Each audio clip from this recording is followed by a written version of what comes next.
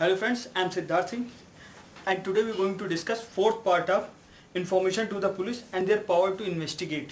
ये चौथा पार्ट है, लास्ट पार्ट है, जिसमें आता है सेक्शन 169 से लेके 173 तक, जो हम डिस्कस करने जा रहे हैं। Shrishesh Kumar Singh, advocate, and he have experience of 35 year. तो सर ये क्या होता है 169 सीआरपीसी का सेक्शन?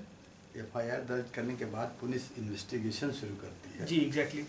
तो सबसे पहले वो स्थल पे इंक्वायरी करते वक्त साक्ष्य देखती है जी, कि गवाहान सबूत देखती है। सबूत देखती है एग्जैक्टली। अगर सबूत मिले, ठीक, दो परिस्थिति हो सकती है, जी, या तो मिलते हैं या नहीं मिलते हैं। जी, जब साक्ष्य नहीं मिलते हैं, हाँ, और तब उस केस को चलाने का आधार जो है नहीं बनता है और अपराध सस्पेंसिव हो जाता है। अच्छा, सस्पेंस हो जाता है कि हुआ है कि नहीं हुआ है। बिना जी, साक्ष्य के कोई और प्रोसीडिंग चलने लायक नहीं होती है। जी, तो पुलिस फिर उसमें बंद पत्र लेकर मुलजिम को छोड़ देती है, उसे गिरफ्तार नहीं करती, जी। या गिरफ्तार किए होती है तो छोड़ देती है। मतलब अगर कहीं क्राइम हुआ है और उसका कोई प्रूफ नहीं मिल रहा है अगर जी, पुलिस जी, को, तो वो वैसे पेंडिंग पड़ा रहेगा केस। हाँ, बंद पत्र लेकर वो और अभियुक्त को छोड़ देती है जी, और जो पेपर्स का होते हैं वो सीधे मजिस्ट्रेट के पास चले जाते हैं। उसको निर्देश देते हैं कि मजिस्ट्रेट कोर्ट पे जाके हाजिर होकर अपना मांड जो है अपना डिस्चार्ज। हाँ, जैसे हम लोगों ने बहुत से केसेस में देखा है कि 3 ईयर 2 ईयर तक केसेस पेंडिंग पड़े रहते हैं, उसके बाद पता चलता है कि ऐसे केसेस में जिसमें साक्ष्य नहीं होता, वो अपने आप खत्म हो जाते हैं। उसमें मजिस्ट्रेट की इच्छा के पर होती है कि अगर कोई ऐसा साक्ष्य है ना, एफआईआर से और घटना से अगर कुछ मिल गया तो ट्रायल हुआ, नहीं तो क्लोज कर दिया जाता है। क्लोज कर देते हैं उस पर। अच्छा, जैसे केस क्लोज है और मान लीजिए 3 ईयर या 4 ईयर होने के बाद, मतलब बीत जाने के बाद, फिर अगर कोई क्या कहते हैं, कोई ऐसा आदमी आता है जो बताता है कि मैं आई विटनेस हूँ इस केस का, मेरे उसमें हुआ है, तो क्या रीओपन कर दिया जाता है केस? एडिशनल रिपोर्ट जांच चली जा सकती है नहीं? और वहाँ तमाम लोग कोर्ट पे प्रोटेस्ट दाखिल कर देते हैं। अब उसमें अगर कोर्ट को लगा कि फिर से जांच कराने वाला है तो जांच शुरू हो जाती है, पुनः जांच शुरू हो जाती है कि कोई साक्ष्य है तो। अच्छा, न उसको हम आगे बता रहे हैं। आप 169 हो गया, 169 हो गया सीआरपीसी। इसमें पुलिस को इत्तला मिलती है, वो जांच करती है, और उसको जांच करने पर अगर उसको साक्ष्य अपर्याप्त मिलते हैं, साक्ष्य नहीं मिलता है जिससे केस बनने का कोई आधार नहीं रहता, तो मुलजिम को हिरासत में नहीं लेती है। अगर हिरासत में लेती है तो छोड़ देती है। अच्छा, है ना, छोड़ देती है और उससे बांड लेकर फॉर्मल तौर पर मजिस्ट्रेट के पास, जिसके क्षेत्राधिकार में होता है, उनको मतलब अगर पुलिस को 100% कंफर्म भी है कि ये एक्यूज्ड है और इसी ने ये क्राइम किया है, तो भी वो क्या कहते हैं, साक्ष्य नहीं मिलते हैं तो बिना सबूत के किसी को हिरासत में नहीं लिया जा सकता। ये ऐसा मानना है ना। तो पुलिस उसमें फिर बांड ले लेती है आर्डिनरी तौर पर अपने यहाँ, और न्यायालय पर हाजिर होने के लिए उनको निर्देश दे देती है। वो एक तरह से मजिस्ट्रेट बाद में उसको डिस्चार्ज कर देता है बिना साक्ष्य, अगर साक्ष्य नहीं मिलता है, जैसे उचित समझा उस तरह का ऑर्डर कर दिया। ठीक है। अब उसके बाद 170 आता है, ये सेक्शन क्लोज हो गया है। 170 आ गया। अब जिस केस में एक हो गया, उसमें कोई साक्ष्य नहीं मिला, और दूसरी संभावना है कि स्थल पर साक्ष्य मिले। अगर इतना एफआईआर हुई और साक्ष्य मिला, पुलिस इंक्वायरी कर रही है, तो पुलिस उसमें जो जिनको तथ्य और परिस्थिति के बारे में पूरी जानकारी होती है कि जैसे कैसे कैसे घटना हुई, तो सारा इन्वेस्टिगेट करता है, गवाहान की लिस्ट लेता है, और उसी के साथ उसको ये लगता है कि हाँ इसमें पर्याप्त साक्ष्य है, तो वो मुलजिम को गिरफ्तार कर लेता है। अच्छा, और उसकी कॉपी के साथ मजिस्ट्रेट के न्यायालय पर भेज देता है। अच्छा, मतलब उस क्रिमिनल को, और क्या कहते हैं, मतलब सस्पेक्टेड को, हाँ सस्पेक्टेड को, और गिरफ्तार करके वो न्यायालय पर भेज देता है। इसके साथ ही अगर उसमें बेलेबल ऑफेंस है तो दोनों स्थिति में जांच करता है। अगर बेलेबल ऑफेंस तो बांड लेके छोड़ देता है कि जाके आपको न्यायालय निर्देश दे देता है कि न्यायालय पर आप जाके वहाँ जमानत करा लीजिए, है ना, वहाँ से बेल हो जाती है। और फिर न्यायालय पर हाजिर होता रहता है, ट्रायल होता है। और जिस केस में 170 में जो गिरफ्तार होके जाते हैं, उसके साथ ही जो वेपन्स वगैरह मिलता है, जो वहाँ से हथियार पकड़े जाते हैं, या उनको भी न्यायालय पर उसी के साथ छोड़ भेज देते हैं, है ना। उसकी कॉपी बना के, लिस्ट बना के उसको न्यायालय पर रिपोर्ट के साथ भेजा जाता है। ये हो गया धारा 170। ठीक है, 170।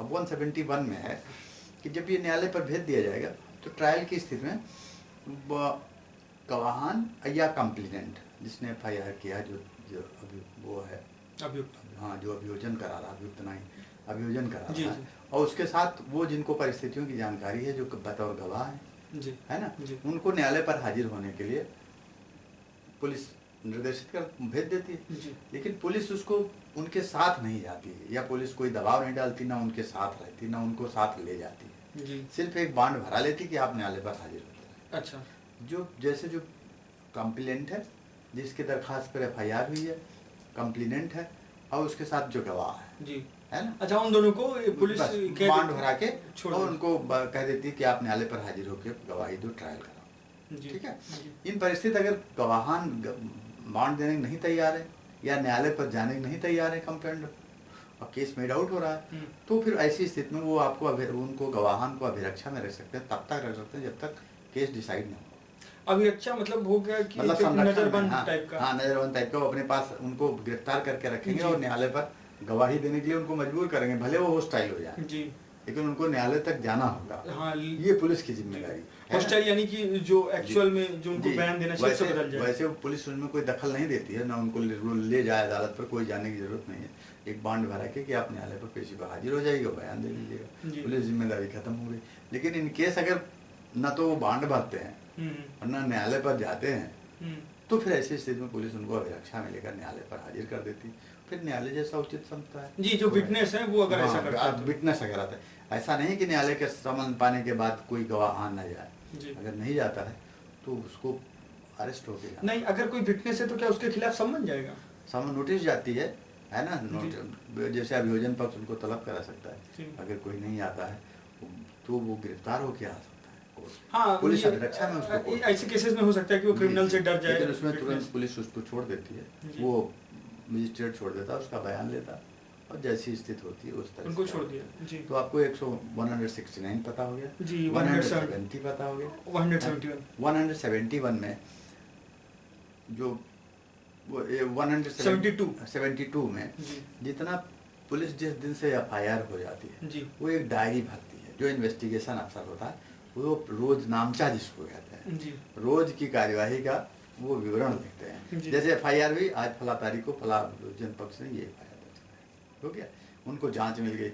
अब वो इस स्थल पर गए, इतने बजे डिपार्चर दिखाया उन्होंने कि थाने से हम 9 बजे निकले और स्पॉट पे 12 बजे पहुंच गए, जी, है ना, जी। और वहाँ ये बयान दर्ज किया, इतने बजे हमने फला फला का बयान दर्ज, मतलब रोज नामता भरेंगे, वहाँ से कब डिपार्चर हो, वहाँ से आए, थाने पर पहुंचे, कै बजे पहुंचे, और क्या कार्रवाई की उस मुकदमे में, जितनी कार्रवाई है सब GD पर लिपिबद्ध करेगा वो, अपनी जनरल डायरी, हाँ, एक डायरी पे अपनी रिपोर्ट बनाएगी, जो अपने सीनियर को देते हैं वो, जी, और वो जो है मजिस्ट्रेट के पास वो भी भेज दिया। अच्छा, वो भी फॉरवर्ड कर दिया हाँ, मजिस्ट्रेट के पास, न्यायालय जब चाहता है उसको तलब करा सकता है, जी, मांग सकता है, और वो बतौर साक्ष्य उसकी न तो विपक्षी जो अभियुक्त है या उसके एजेंट हैं, मतलब वकील हैं, वो उनसे वो कॉपी नहीं मांग सकते, रिपोर्ट की कॉपी कोई नहीं मांग सकता, वो सिर्फ मजिस्ट्रेट के लिए है, और वो केस को डिसाइड करने में मदद तो करती है। जैसे मान लिया अगर कोई फर्जी रिपोर्ट तैयार करेगा तो नामचा में सही नहीं रहेगा, जी, डेट में फर्क होगा, जी, जी, बयान में, और जो 161 का बयान हुआ, हाँ, उसमें डिफरेंसेस आ जाएंगे, जी, तो वो मजिस्ट्रेट उसको देख सकता है,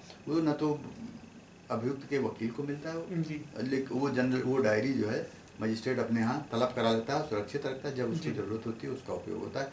हाँ, अगर कोई पुलिस उसमें बयान देने जाती है तो उसको GD देखने, वो अपनी डायरी देखने की उसको मिल सकती है, याददाश्त करने के लिए कि एक बार देख लीजिए, क्योंकि बयान में तब फिर कोई कागज पत्र मिलता नहीं, एकदम अकेले आपको जो पूछना है जवाब देना है, बयान तो ऐसे होता है, तो उसमें फिर उनको भूल न गया हो, बहुत दिन का पुराना हो जाता, पता चला जी डायरी भर के कोर्ट पे जमा कर दिए और फिर उनको देखने को नहीं मिली, अब जिस दिन बयान देने गए तो उसके पहले हाँ, जो PO वो होते हैं, APO होते हैं, या जो सीनियर डिवीजन में जो सरकारी वकील होते हैं, वो पूरा याद करा देते हैं, है ना, तो ये प्रोसीडिंग होती है उसमें 173। हाँ, 173 में जो जब इन्वेस्टिगेशन कंप्लीट होता है तो रिपोर्ट भेजी जाती है मजिस्ट्रेट के पास, तो उसके लिए मतलब राज्य सरकार के जो भी पेपर उनको उपलब्ध होता है उस पर बाकायदा वो, पहली बात तो जो भी इन्वेस्टिगेशन होगी जितना जल्दी हो सकेगा उसको पूरा करना, उसमें ये निर्देश है। और दूसरा, जो भी रिपोर्ट तैयार होगी वो ब्रीफ की जाएगी, है ना। वो एक प्रारूप जो राज्य सरकार के से उपलब्ध होगा, उस प्रारूप पर वो रिपोर्ट दी जाएगी, ठीक है। जैसे उसमें ये रहेगा, ऊपर पार्टियों के नाम रहेंगे, FIR की कॉपी रहेगी, उस मतलब प्रारूप, मतलब एक फॉर्म टाइप का रहता है, उस पे सारी डिटेल्स जो है, कौन अपराध, कौन अपराधी है, जमानत पे छोड़ा गया अपराधी कि 170 में जेल भेजा गया, है ना। ये सब जो है क्रमबद्ध रूप से डिटेल लिखा है, कौन कौन अपराध हैं जिस किस अपराध में जेल भेजा गया है, ये सारा डिटेल होगा, है ना।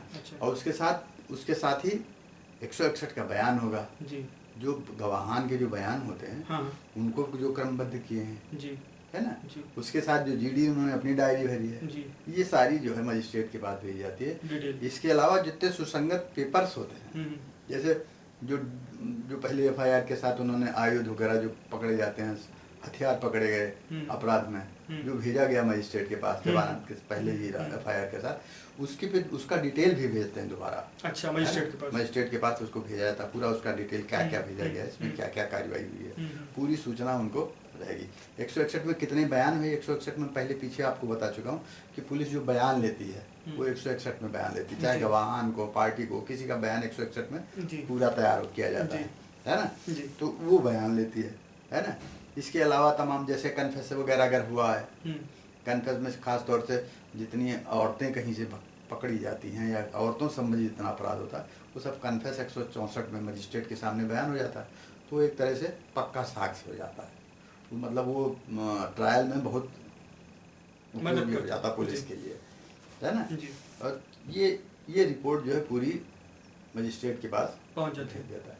इसके अलावा तो इसकी कॉपी जो है अगर अभी पार्टी मांगती है, तो वो जो डायरी पुलिस भरती है उसके अलावा जितने पेपर हैं सबकी कॉपी उसको सूचना दे दी जाती है, फ्री ऑफ कॉस्ट दिया जाता है। अब इसके अतिरिक्त अगर दौरान जांच मजिस्ट्रेट को कहीं कोई ट्रायल करते वक्त कोई प्रॉब्लम होती है ना, तो वो किसी बारे में किसी जैसे कोई पेपर दाखिल है उसके बारे में कोई डिटेल अगर अलग से रिपोर्ट मांगना चाहता है तो पुलिस से मांग सकता है। और पुलिस को भी अगर कहीं से कुछ अतिरिक्त जानकारी मिलती है इसके बारे में, तो ट्रायल के बीच में वो उसको कोर्ट में पहुंचा सकते हैं। जी अच्छा सर, ये क्या कहते हैं, जैसे आपने पूरा डिस्कशन किया, इसमें दो चीज़ था कि मान लीजिए इन अब्सेंस ऑफ जो सबूत हैं अगर वो ना मिले जहाँ पे क्राइम हुआ है, तो उस केस में क्या केस को क्लोज कर दिया जाता है? हाँ, मजिस्ट्रेट फिर छोड़ ही देता है, उसमें फिर बिना साक्ष्य के किसी को सजा देने जा सकते। 2 या 3 या 4 ईयर अब पुलिस किसी में क्लोजर रिपोर्ट दाखिल कर देती है कि इसमें कोई चलाने लायक केस नहीं है, फिर भी मजिस्ट्रेट को उनको सूचना भेजनी पड़ती है। जैसे ये नहीं कि अपने यहाँ से क्लोज कर दे, अगर FIR हुई और तफ्तीश कर रहे हैं तो उसकी सूचना उनको मजिस्ट्रेट को देंगे। और एक क्लोजर रिपोर्ट हाँ अगर यहाँ से लिख देते हैं कि साहब इसमें कोई कार्रवाई करने लायक नहीं है, इस केस को क्लोज कर दिया है, तो उसको मजिस्ट्रेट चाहे तो स्वीकार करे। भाई जब बहुत पार्टियों में पुलिस वाले दबाव में कोई दे देते क्लोजर रिपोर्ट, तो फिर वहाँ जाके लोग एफिडेविट वगैरह दे के गवाहान के बयान दिला देते हैं कि नहीं गवाही है इसमें, और फिर से ट्रायल शुरू हो जाता है। जी नहीं, तो ऐसा भी देखा गया है कि मतलब जैसे 2 साल 3 साल बाद लोग क्या कहते हैं कहीं से आई विटनेस या कोई सबूत मिल जाता है या कोई ऐसा हथियार मिल गया 2 साल 3 साल बाद जिसने क्या कहते हैं केस पे फिर से क्या कहते हैं लाइट डाली, तो क्या वो फिर से रीओपन कर दिया जाता है? अब उसके लिए फिर परमिशन लेना पड़ता है। अच्छा, मजिस्ट्रेट से यहाँ अगर कहीं कोई केस रीओपन कराना है तो उसके लिए अलग से परमिशन लेना पड़ेगा, है नहीं? ऐसा नहीं है। ऐसा है कि अगर ट्रायल चल रहा है तो पुलिस कोई रिपोर्ट देती तो उसी में नथी हो जाता है, उसी के साथ उसका भी ट्रायल हो जाता है ना। और अगर किसी फाइनल रिपोर्ट स्वीकार हो गई तो फाइनल हो गया फिर। अच्छा, ऐसा भी होता है आप अपील डिवीजन करिए, फिर कोर्ट से सुपीरियर कोर्ट से परमिशन लाइए, तभी वो शुरू होगा। अच्छा, जब केस फिर से रीओपन होगा, फिर से रीओपन करेंगे। अच्छा, ये क्या कहते हैं ऐसा भी होता है क्या कि केस को डेड कर दिया जाता है? डेड का क्लोजर रिपोर्ट लग गई तो डेड ही होगा, अगर स्वीकार हो गई, एक्सेप्ट हो गई तो उसके बाद अभी तो फ्री हो गए। अब उनके खिलाफ साक्ष्य नहीं मिला है ना, वो केस चलाने लायक नहीं। बहुत सारी संभावनाएं हैं, किसी में कोई केस चलाने लायक नहीं रहता, इस नाते कि आगे ट्रायल में कोई साक्ष्य नहीं है ना। और कहीं ऐसे वीक साक्ष्य मिल जाते हैं, उसमें मजिस्ट्रेट सजा भी दे देते हैं, है नहीं। तो ये जहाँ गवाह होस्टाइल होते हैं, जानबूझ के पता लगता है कि हाँ होस्टाइल हो रहे हैं, तो इंटेंशनली कुछ होता है तो मजिस्ट्रेट भी कुछ कर सकता है ऑर्डर अपने हिसाब से। वैसे अमूमन जिसमें गवाही नहीं है तो मजिस्ट्रेट क्या करेगा, छोड़ ही देगा। जी जी, चलिए, thank for your time sir. Thank you बस। अगर आपके कोई भी कमेंट है या कोई भी क्वेश्चन है इस वीडियो से रिलेटेड तो प्लीज़ पूछिए। और हमारा ब्लॉग भी शुरू हो चुका है, नंबर अभी हम लोग प्रोवाइड नहीं करा पाए हैं सर का, तो हम लोग जल्दी से एक नया टैब बना के और उस पर नंबर प्रोवाइड कराएंगे और सारी detail. So please watch this channel और इसको सब्सक्राइब करिए और प्लीज़ इस वीडियो को लाइक करिए। Thank you for your watching. Thank you.